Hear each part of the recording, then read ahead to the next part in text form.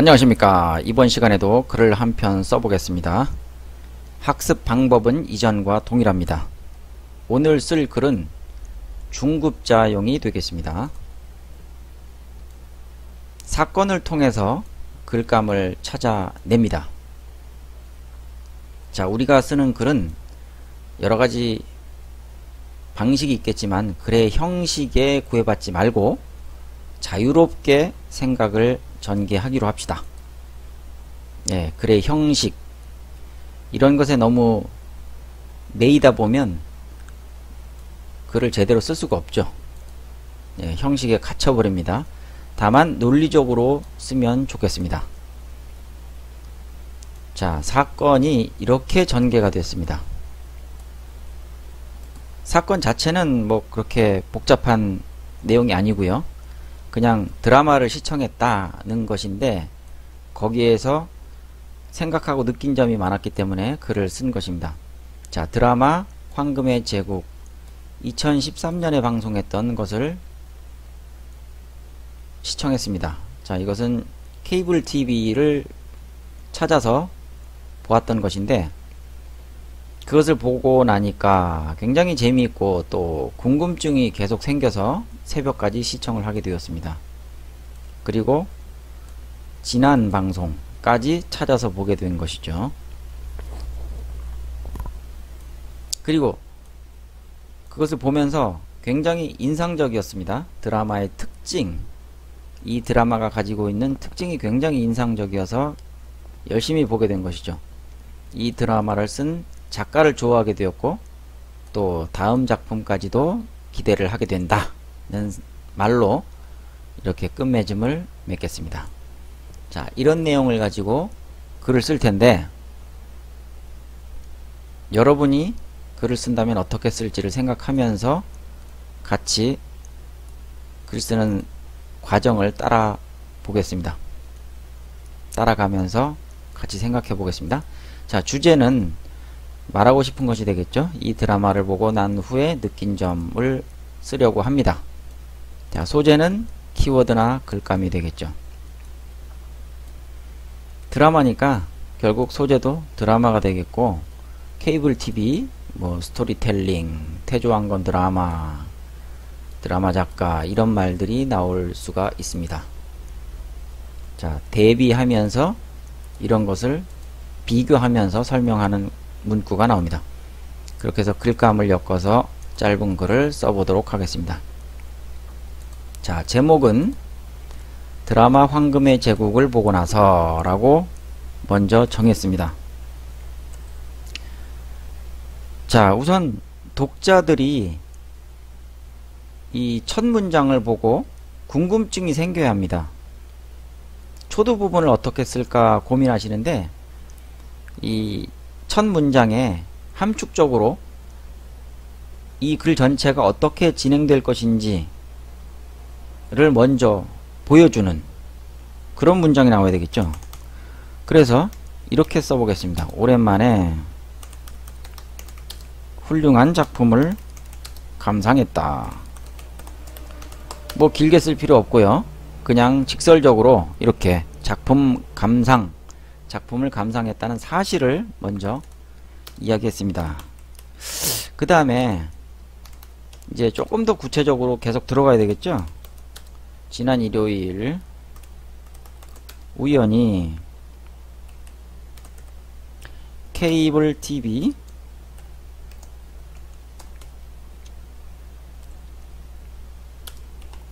채널을 검색하다가 자, 뭘 보게 되었냐면 황금의 제국이라는 드라마를 보게 되었다. 이렇게 사실을 우선 직설적으로 표현을 한 거죠. 월요일과 화요일 방영 중인데 그 당시에 그랬다는 것입니다. 물론 지난 이야기지만 그 당시에 지난 방송을 케이블로 본 것이다. 이렇게 설명했습니다. 자, 설명이죠. 독자들에게 설명하는 겁니다. 한 편을 보고 나니 그 다음 편이 또 궁금해졌다는 이야기를 썼습니다. 그리고 또 다음 편이 궁금해지고 계속 이렇게 연달아서 이어지겠죠. 결국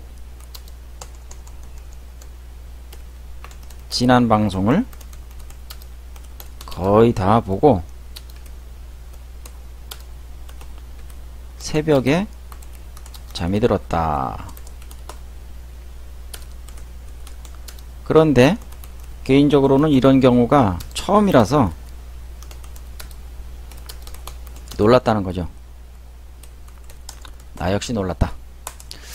자, 초두 부분, 서론 부분을 이렇게 시작했습니다. 뭐 서론, 본론, 결론 이렇게 따질 건 없지만 어쨌든 시작을 이렇게 했습니다. 자, 문단을 먼저 맺었고요. 두 번째 문단으로 들어가겠습니다. 기업 이야기를 소재로 이어지는 내용이라. 지금부터는 무슨 말을 쓰냐면 이 드라마의 내용, 특징 이런 것을 서술해 주는 것이죠. 이 드라마를 못 본 사람들도 많을 것이니까 그것을 약간은 설명해 줘야 된다는 것입니다. 물론 있었겠지만 더 끌린 점도 물론 있었겠지만 그 드라마가 가지는 매력은 여러 가지였다. 자, 이렇게 해서 두 번째 문단을 하고 있습니다. 스토리텔링 의 전형적인 기법, 빠른 전개, 팽팽한 긴장감 이런 것이 있었다는 거죠. 군더더기 없는 구성, 적절한 비유가 있었다는 것입니다. 배우들도 연기를 참 잘했다. 명연기가 일품이었다. 자, 지금 여기에서부터 여기까지 이것은 이 드라마의 특징을 설명한 것입니다. 그런데 서술식으로 했다기보다는 그냥 이렇게 딱딱 끊기게 표현을 한 것이죠. 자, 이렇게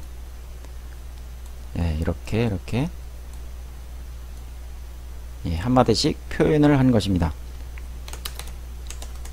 이 드라마가 보여주는 스토리텔링은 매우 탁월하다.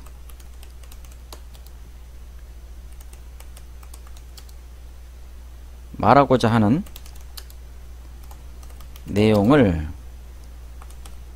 직접 전달하는 방식이 아니라, 자, 이렇게 직접 전달할 수도 있겠지만 그런 방식이 아니라 또 다른 스토리, 끌어옴으로써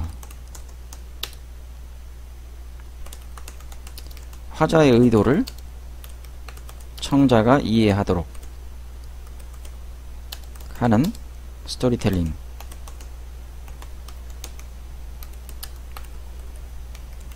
의 전형을 보여주고 있기 때문이다. 자, 스토리텔링 기법을 굉장히 탁월하게 사용한 작품이다 하는 것을 이야기하는 것입니다. 자, 여기까지 뭐 본론이라면 본론을 썼고요. 그 다음에 이제 결론 부분으로 갑니다. 오래전 이제 다른 드라마와 또 좀 대비하면서 설명합니다. 방영했던 태조왕건. 자, 이거 굉장히 오래된 드라마인데 을 즐겨 보았던 것을 끝으로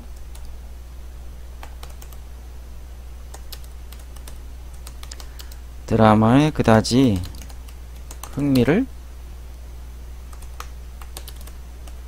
갖지 못했던 나로서는 아주 오랜만에 마음에 드는 작품을 다시 만났다. 기쁨에 설렌다. 자, 설레인다라고 쓰면 안됩니다. 설렌다라고 써야죠. 그리고 나서 이제 태조왕건 드라마 이름입니다. 드라마를 썼던 이환경 작가를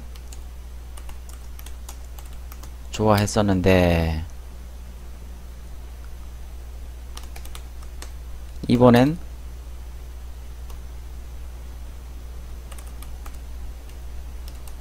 황금의 제국을 쓴 박경수 작가가 좋아지기 시작했다. 그리고 나서 이제 맨 마지막으로 다음 작품이 기대된다 하고 끝을 맺었습니다. 자, 이 결론 부분은 무슨 내용인가요? 드라마를 다 보고 난 다음에 들었던 생각 또 느낌 같은 것이 되겠죠. 자, 앞에서부터 다시 한번 쭉 정리를 해볼 것 같으면 여기서부터 여기까지는 초두 부분, 서론 부분에 해당이 되겠죠.